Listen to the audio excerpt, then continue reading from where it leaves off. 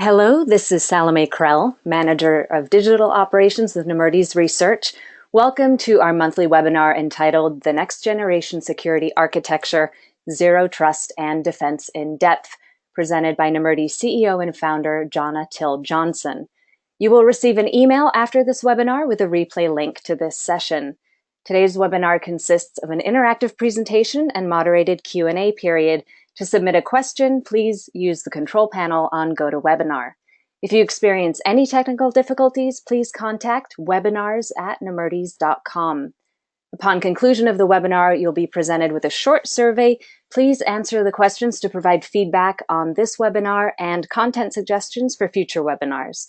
We also ask if you'd like to participate in our research. In exchange for your participation, you'll receive access to our research. With that, let's go ahead and get started. I'll turn it over now to Johna. Great, thank you, Salome, and welcome everybody. We've got a jam-packed session for you today, so hopefully your ears are all pricked up and you're ready to learn about zero trust and defense in depth. So first off, we're going to start by talking about Nemertes Research and letting you know who we are and what we do, and a couple of changes for those who have been following us for a while. We have some new research areas that are very exciting. Then we're going to talk about what zero trust security is and why it matters. Then we're going to jump into some key trends about the state of zero trust security today, which you will find perhaps unsurprising but somewhat amusing, at least I did. And then we'll move to describing some enabling practices and technologies so that if you are interested in pursuing zero trust security, you know how to get started. And then we'll pull it all together into a decision tree that shows you how to make the decision as to whether you want to move forward on this journey and what to do if you do. We'll wrap up by describing the next webinar and open it up, as Salome mentioned, for some Q&A. With that, most of you have seen this slide before, or I should say many of you have seen this slide before. We are a research and strategic consulting firm that focuses on the business impact of emerging technology. I founded it with a partner back in 2002 when I was serving as Chief Technology Officer for a global consulting and engineering firm, and realized I was getting frustrated because there was nobody out there doing the kind of research that I could use in my job as a Chief Technology Officer. So I reached out, tapped a partner, and the rest is history. You can see what kind of research we conduct and the services we provide.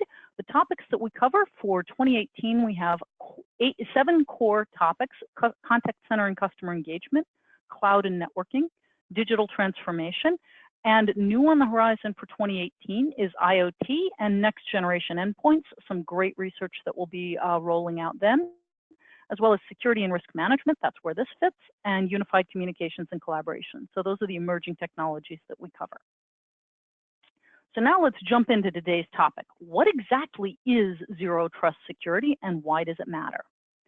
The basic premise behind zero trust is you don't trust anybody or anything in your environment.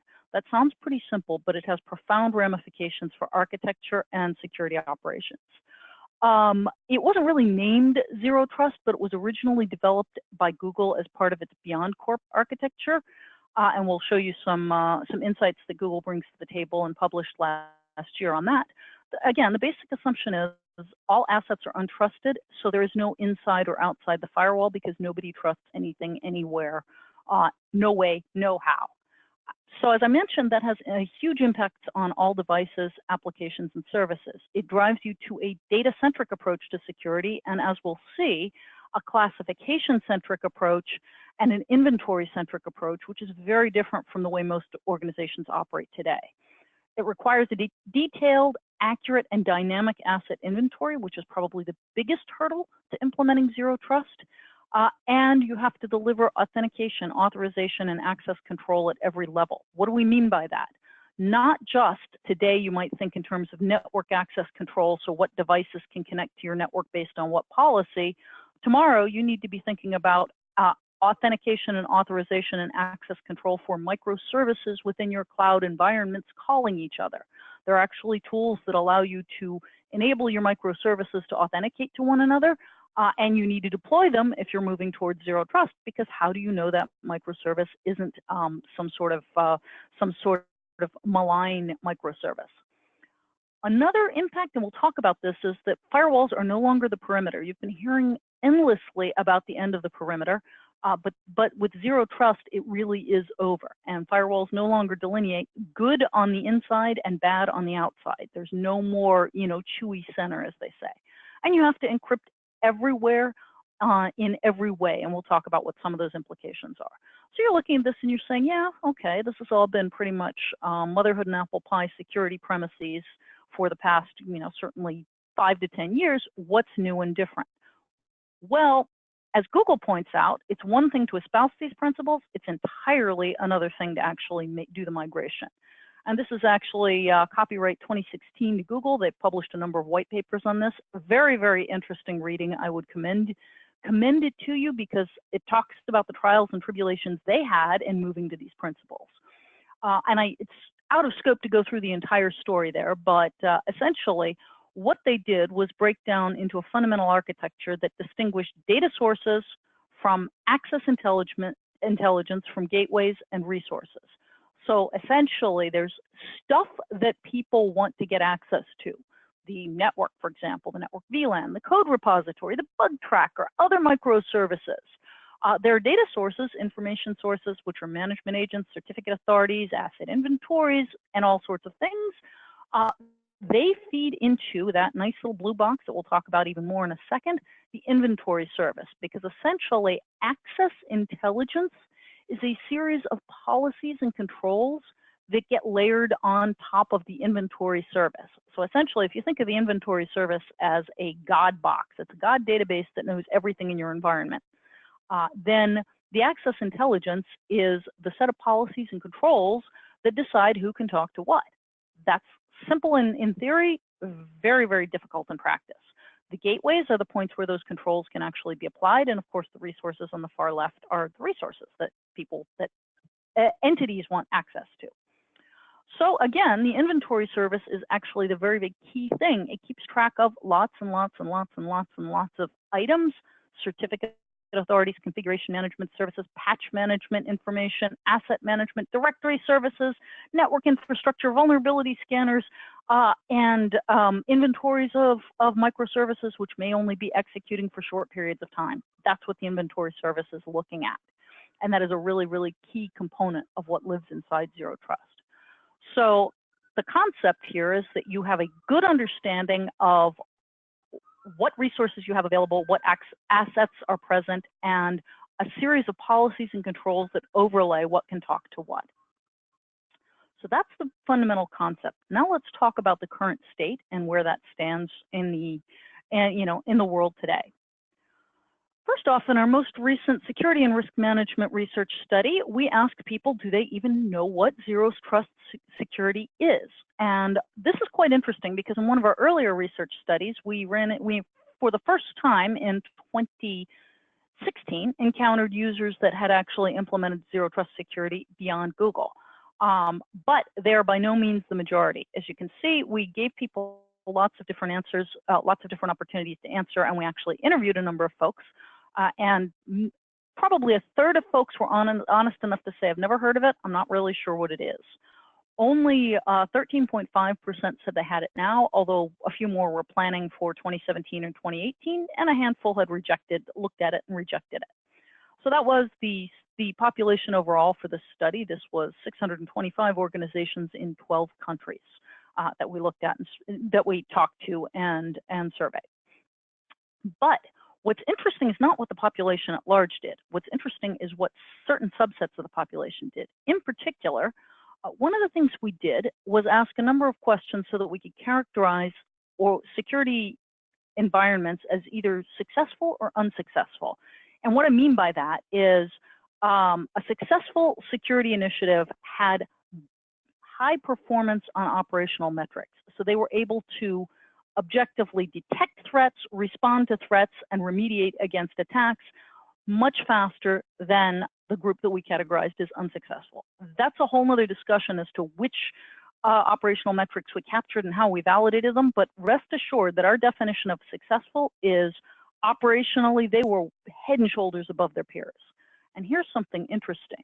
What you see is that the folks that were more successful were considerably more likely than the folks that were less successful to be either evaluating or or implementing zero trust security. They were about the same at 2018, well, actually a little less likely to be doing it in 2018 and about the same for doing in 2017, but they were ahead of the curve when it came to implementing and evaluating. And that's a key point, because the thesis here is that implementing a zero trust security model corresponds to success in security as measured by operational metrics, or excellence in operational metrics, I should say.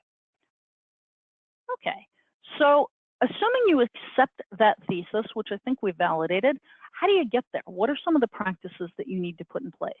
And I want to distinguish in the next couple of slides between practices, which are things you do, and technologies, which are things you buy.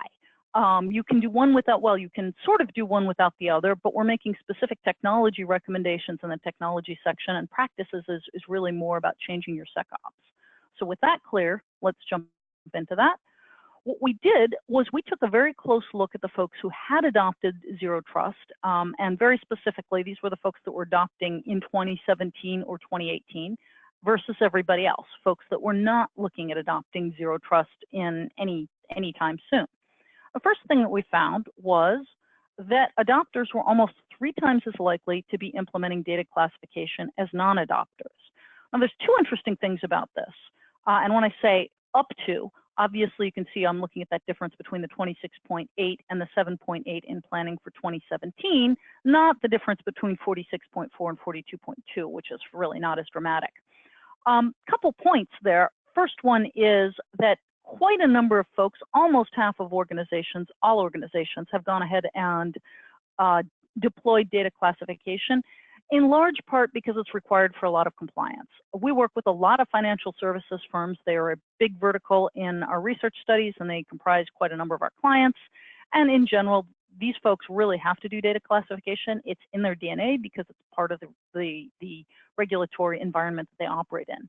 And a handful of other verticals are similar.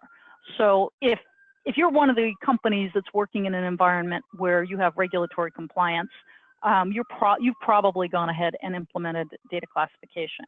However, what's interesting is the zero trust adopters are pretty far ahead of the curve. That's those blue bars in accelerating data classification for 2017 and 2018. And as you can see from the previous slides, data classification becomes incredibly important, because if you're trying to make the decision who should get access to what, you need to understand how important each type of data is, which means having data categories, classifying the data into the categories. So that's kind of a key practice. So if you're listening along and you're thinking, what should I be doing? If you haven't done data classification, now is an excellent time to start. If you have, you may want to go back and revisit your data classification initiative just to make sure it's up to speed. The next one is security automation. And this is a little bit tricky, because security automation is really a mindset more than anything else. You can automate all sorts of aspects of security operations, but the real question is, have you automated every business process or most business processes, or are you even thinking about automating? So, over there on the left, we asked folks, fully automated means that you have completely automated every business process in your security operations. Obviously, most folks haven't done that. Just 17.3% of the zero trust adopters have. More common was automation is an explicit focus. We try very hard to automate where it's feasible, and we consciously try to automate processes rather than leaving them manually. Ad hoc is where you automate when you can automate, when the tools give you automation capability, but you really don't think about it as a rigorous conscious goal. Of course, don't know is don't know. So as you can see, the zero trust adopters are much more likely to have an explicit focus on automation or to be fully automated in security again. And this is important because, again, this is another checklist item that if you don't have a focus on security automation, again, you might want to start one. Next up is the firewall architecture. And this is actually quite interesting because we anticipated that folks that were zero trust adopters would be farther along the curve of getting rid of firewalls entirely, because if there's no inside or outside, what is the purpose of the firewall? Turns out we were wrong. That's why doing research is so much fun, because you can hypothesize things, but sometimes you need to prove them. What we found is zero trust adopters are more likely to have virtualized firewalls. So VMs that might live in universal CPE devices that are sitting on branches, for example. And are also more likely to have centralized firewalls than non-adopters. So the key takeaway here is that people are not ripping out their firewalls to get to zero trust, at least not yet. We know a few companies that have done so, but most are thinking in terms of making those firewalls more dynamic and more virtualized. Even more so than the centralized, which is a sort of last generation best practice. So that's another thing to look at, is to consider reevaluating your firewall architecture and virtualizing as much of your firewall and network architecture as you can. That'll come back. And we'll talk about that in a bit later.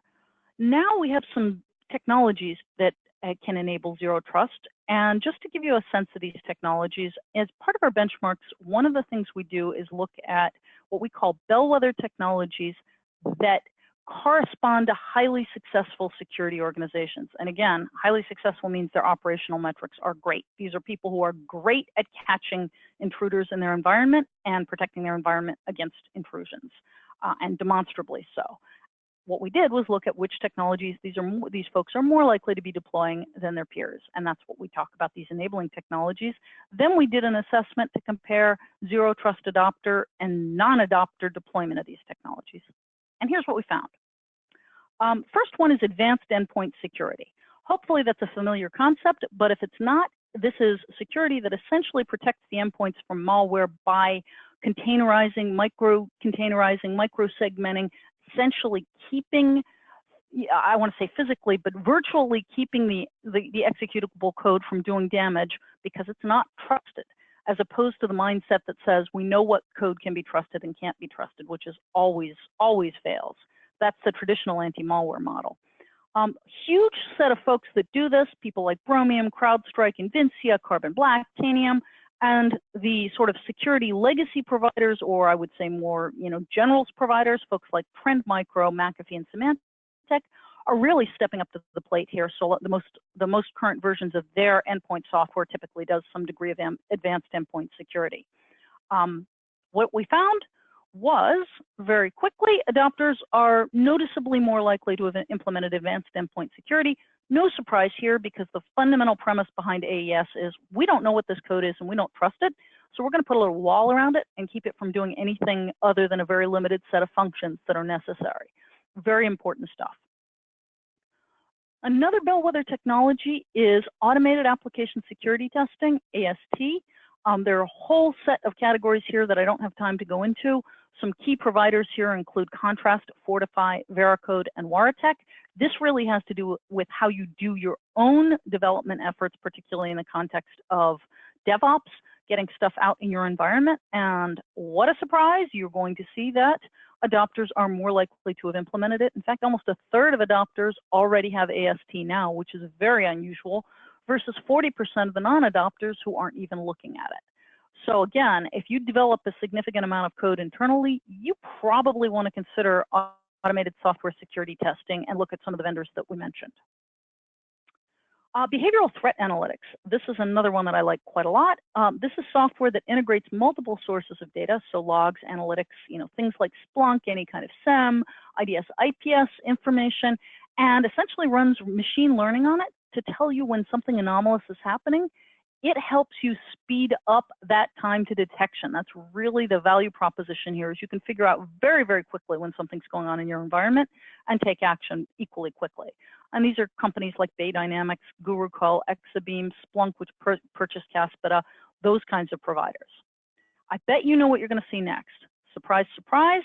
Adopters are more likely to have implemented behavioral threat analytics. Over a quarter have done so already, and another 50%, actually a little over 50%, are looking at doing that by the end of the year or by the end of next year.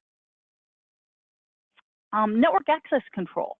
Now, this may be a bit of a surprise, because network access control is software and tools that authorize devices on the network based on security policies. So folks like Cisco, folks like Forescout, Aruba, Trustwave. Now, you may be listening along and thinking, hang on, Johna, that makes no sense, because we just said that on the network isn't trusted and off the network isn't untrusted. There's no differentiation. The reason, as it turns out, that it correlates, as you can see, with zero trust adopters is because in order to make the intelligent decisions about whether to allow someone on your network or not, you have to have a very sophisticated policy, and you also have to have a fairly up-to-date asset inventory, because your policy says, hey, X can have access to Y assets. And that's important because if you have both of those pieces, as we talked about earlier, at that point, you're actually in a good position to implement zero trust security. So even though you aren't using the network as the, on the network is safe, off the network is unsafe, still having those policies and having that inventory in place are very, very critical. So NAC correlates pretty strongly with zero trust adoption. Next up, risk management. Now, this is an interesting space as well, because these are dashboards that essentially allow you to make that connection between the risk of a cybersecurity incident and the business risk to the organization. So there are a range of types of providers, folks like Archer and IBM and MetricStream, who tend to focus on overall enterprise risk and kind of slot cybersecurity in as a subset of that. And folks like Risk Vision, Bay Dynamics plays here as well. And these folks tend to see risk as cybersecurity risk as its own area and then tie upwards to whatever the enterprise risk is. And the reason I'm stressing the difference is because in general, it tends to be a more successful approach at thinking about risk. Now, I bet you know what you're going to see. Wait for it. Adopters are more likely to have implemented risk management dashboards. Still not the majority, only 39% today, planning, 21% for planning for 2017. But what it does indicate is that they're thinking about things in terms of enterprise risk, which is a key component of security sophistication and security maturity, as we'll talk about shortly. Then there are a whole slew of additional bellwether technologies, and data loss protection and data leakage protection is a key one. Interestingly, though, what we pulled out was cloud DLP, because that's a critical piece for anyone that's considering moving to cloud. And roughly half of all organizations that we've been benchmarking and surveying have planned to move to at least infrastructure as a service by the end of this year for at least some of their workloads. So cloud DLP becomes incredibly important. This is software that essentially protects content and lets you know who's accessing the content, and also feeds into a lot of the behavioral threat analytics. So you can tell whether or not somebody accessing content is actually posing a threat or risk to the organization. So providers here include, SkyHigh, GTB, Cipher Cloud, Formetric, and a whole host of players. Again, this is an area where it means that you're ahead of the curve, thinking about how to protect your content regardless of where it lives, even if it's living out in the cloud. And what a surprise, adopters are more likely to have implemented DLP for cloud. Now, you may be forgiven if you're listening along to this, you're basically going to be saying possibly, Johna, there seems to be kind of a constellation of sophisticated technologies, the adoption of zero trust security models, and overall security maturity. These three things seem to come together as a cluster. And if you are thinking that, hold that thought, because it's true. And we'll talk about how we know that's true in just a little bit. Then, as long as we're out there in the cloud, we should talk about CASB, which is Cloud Access Security Brokers. Sorry, I didn't spell that out. Not enough room in the headline. This is premise or cloud-based security that automatically figures out the cloud usage by employees and figures out if it's a bad thing or not. Sounds like a great tool. Ironically, not very many people have implemented CASB, and we're starting to see an uptick for 2018 and 2019 in enterprise organizations moving to CASB. There's some great solutions out there: BitGlass, Bluecoat, which Symantec purchased a couple of years ago, Microsoft, again, SkyHigh. The nice thing is, depending on which tools you're looking at, they may have a great deal of analytics already built in. So they're doing some of that threat analytics as part of the tool. And they also may have controls built in so that they can automatically shut down cloud activity that poses a risk to the organization or is outside of policy. And that's actually really important. And again, that's a whole nother area that's well worthy of discussion. Now, what a surprise. look here, adopters are more likely to have implemented cloud access security of brokers by a considerable amount, as much as 5 times more likely, well, actually more like 4 times more likely in 2017. Again, this is a sign of more sophistication and more maturity when it comes to security, but it also is important if you're implementing zero trust. Single sign-on as a service. Pretty straightforward. This is cloud-based software that lets you have single sign-on on both the cloud and on-premise devices, such as that coming from Microsoft, Okta, and Ping. And once again, adopters are more likely to have implemented single sign-on as a service, although even for the zero trust adopters, this year is the year that they're really rolling out single sign-on as a service. It's not something that a majority of folks did last year, which is interesting. So that's a little farther down the curve than, say, CASB, but still it's front of mind for a lot of folks. So I've thrown a lot of data at you. So far, hopefully your takeaway is zero trust is something I really want to look at. There are some key best practices that I need to start implementing. There's some great technology out there that aligns with it, advanced endpoint security, behavioral threat analytics, CASB, and so forth and so on. What do I do now? And that's the part that I really sympathize with, because as a chief technology officer, that was always my challenge. I sort of synthesize all this information, put it together, and decide, okay, what are the next steps? So we built out a nice little decision tree for you. First thing is, ask yourself if you are familiar with zero trust models. Obviously, you've been listening to half an hour of me yapping about it, so you have some degree of familiarity. But truthfully, if this is your first exposure and you really came at this cold, you're going to want to do some more research. Come talk to us, come hit our site, come talk to our analysts, or read up online, whatever you want to do. So first thing you want to do is start researching it. If you are familiar with it, you want to move to the part where you have to decide whether it's a strategic objective for you and your organization. And that really is a yes or no question, and we'll come to what you need to do if the answer is yes. Not every organization is going to be ready, willing, or able to commit to zero trust models. Some reasons why you might not are that you are not yet at a security maturity level, or that you're comfortable being behind the curve when it comes to security, and you are more conservative to moderate in a security culture. There's no right or wrong here. I think ultimately everyone will move to zero trust, but you don't have to be in the vanguard. So one of the conversations you should have after you've gathered all your information, you've come up to speed, you've started an initiative to figure this stuff out, is to sit down and have a candid conversation internally to decide whether or not you want to make moving to zero trust a strategic objective at this time. So if not, you're done, sign off, you're ready to go. If you do, the next checklist item is to make the decision as to where you fall on the security maturity model, because you can't move to zero trust if you are at a level, if you're at a level 1 or 2. And we'll talk about the lower levels of security maturity in just a second, in fact, now. So the core concept behind any maturity model is that in our case, they're basically 4 levels of maturity: unprepared, reactive, proactive, and anticipatory.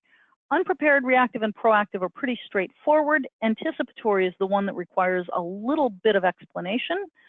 So we count from level 0 to level 3 as opposed to level 1 to level 4, because level 0 is really, you don't have the information, you don't understand what's going on, you don't have the information, you don't have the tools, you don't have the processes in place to even respond. And security is a terrible place to be unprepared. Level 1 is reactive, which means you have basic platforms and structures to react to business requirements, but you can't proactively prevent problems from arising. So it is what it sounds like. One of my colleagues many years ago used to call this the invisible man with a bat syndrome, because here you are sitting at your desk, typing away on your keyboard, and all of a sudden something hits you, bonk, on the head. And you're stunned, and you look around, and there's nothing behind you because you had no idea anything was creeping up on you, and you have no idea what just hit you.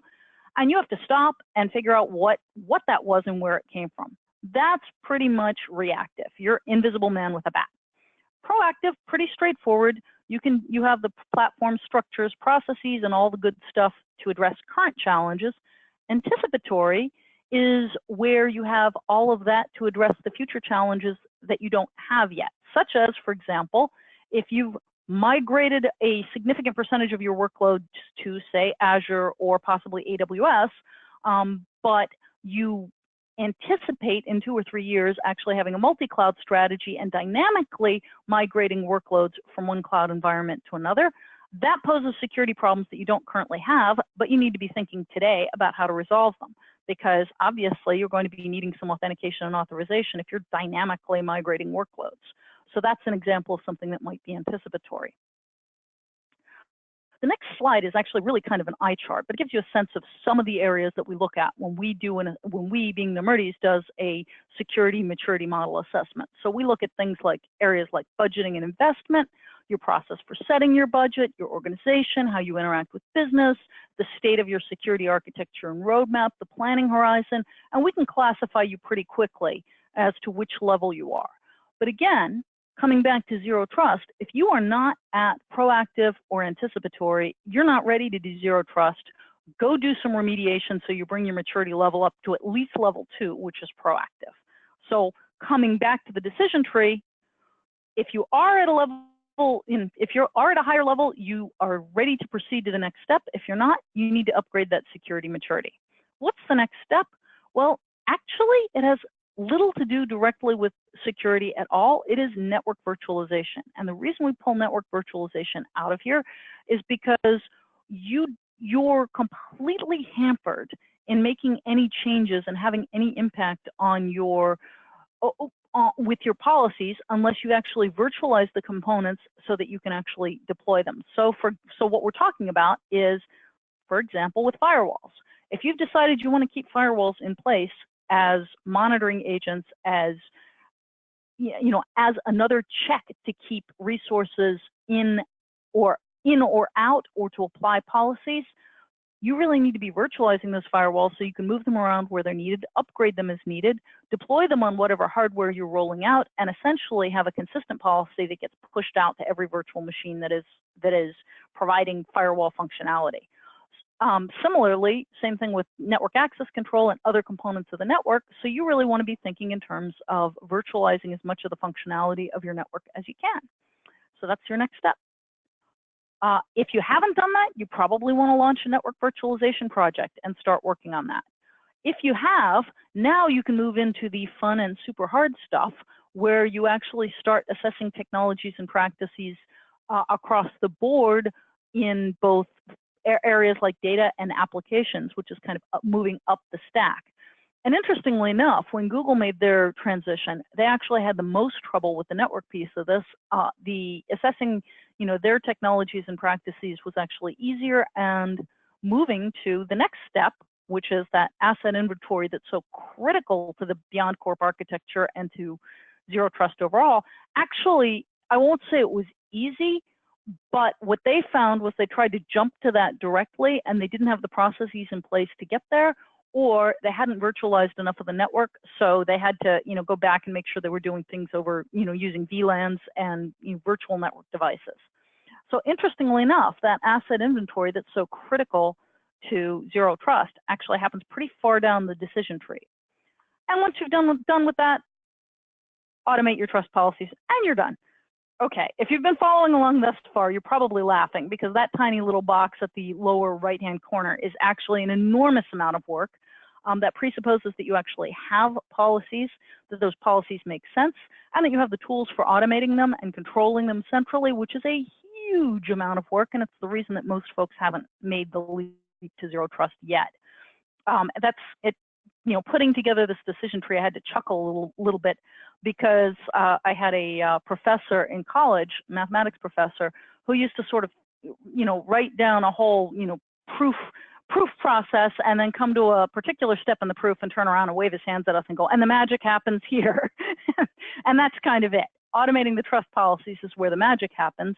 So really the key takeaway for this decision tree is that you need to be doing a lot of work up front before you can get to the part where you get the magic benefits of zero trust by automating those trust policies.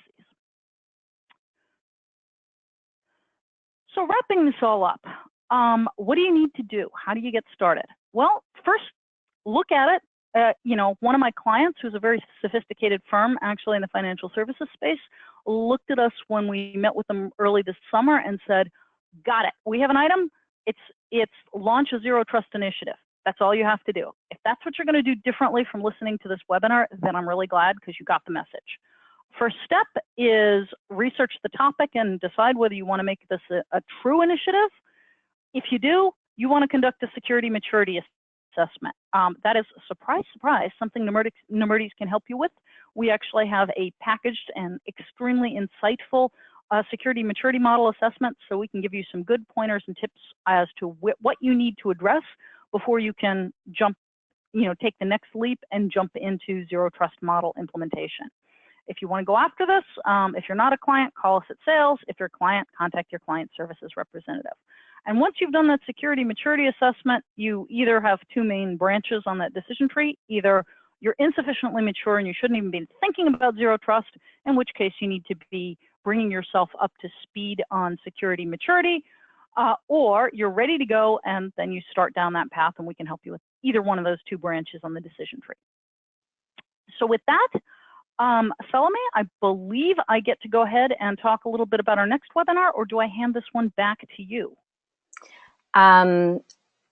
You are welcome to do that. We do have a few questions, so it depends on what you want to get to first. I will mention the next webinar also when we wrap up, if you prefer. Okay, perfect. In that case, I don't have a slide for questions, so I'll just leave the next webinar up. Go ahead and hit me with some of the questions. Okay, perfect.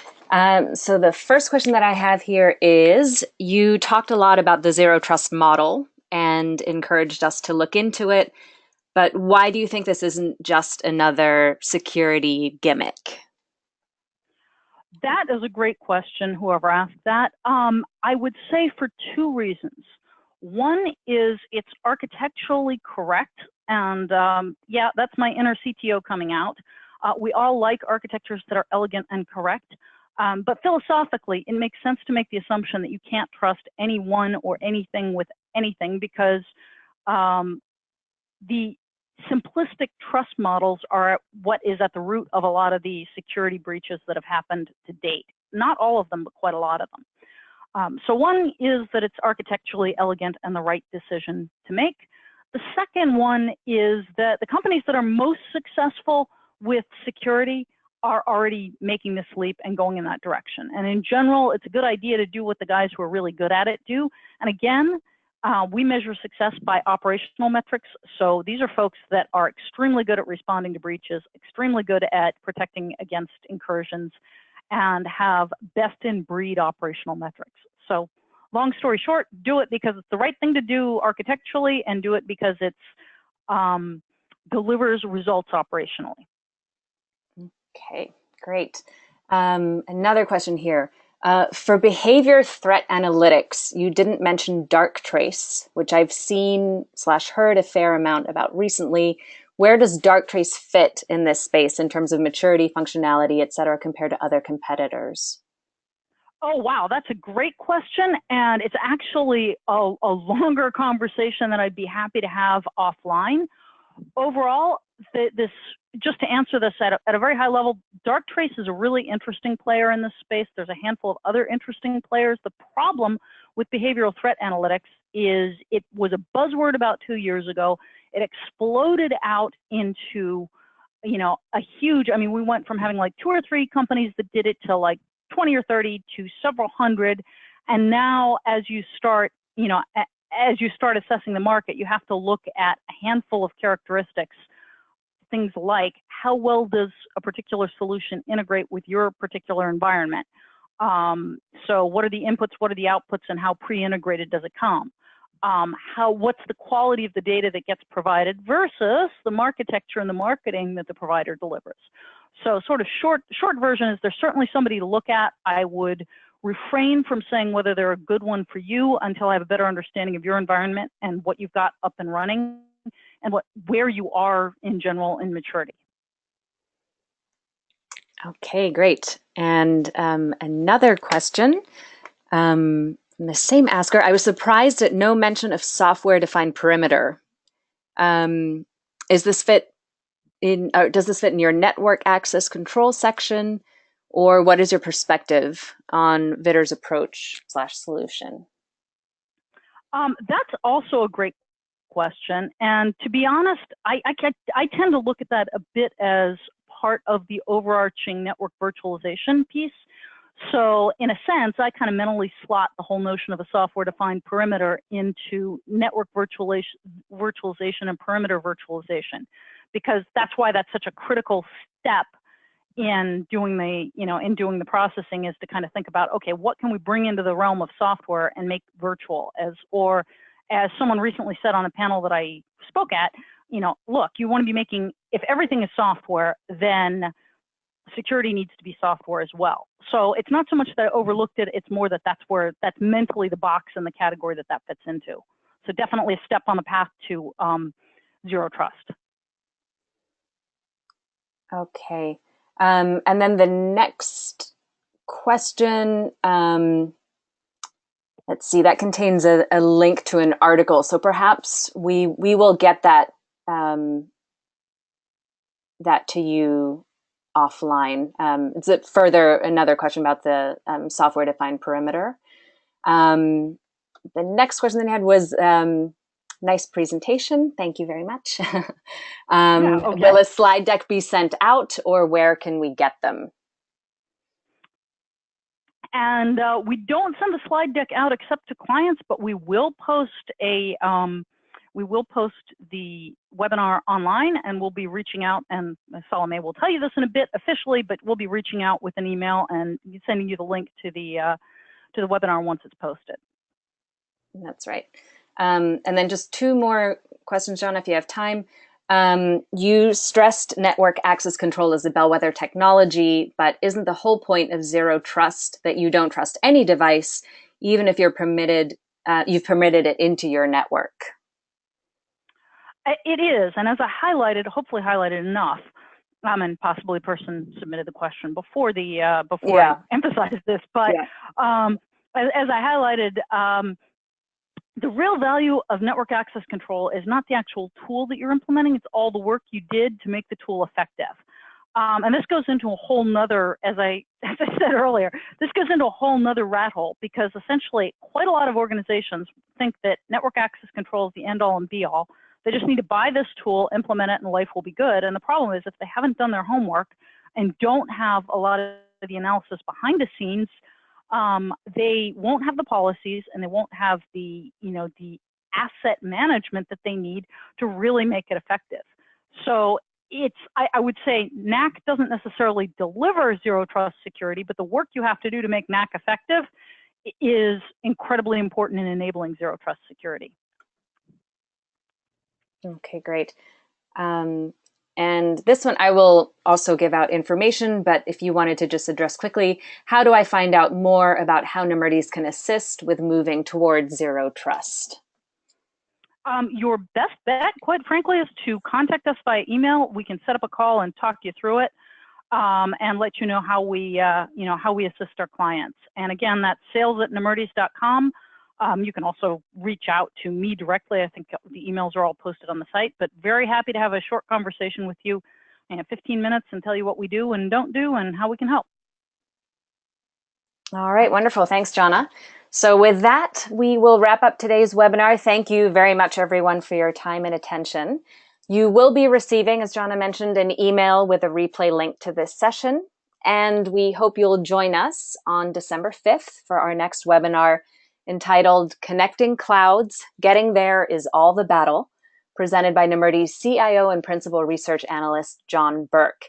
If you are a client and would like to follow up with us, please send an email to client-services@nemertes.com. If you're not a client, please send an email to research@nemertes.com or sales@nemertes.com. Thank you very much for joining us, and this concludes the webinar.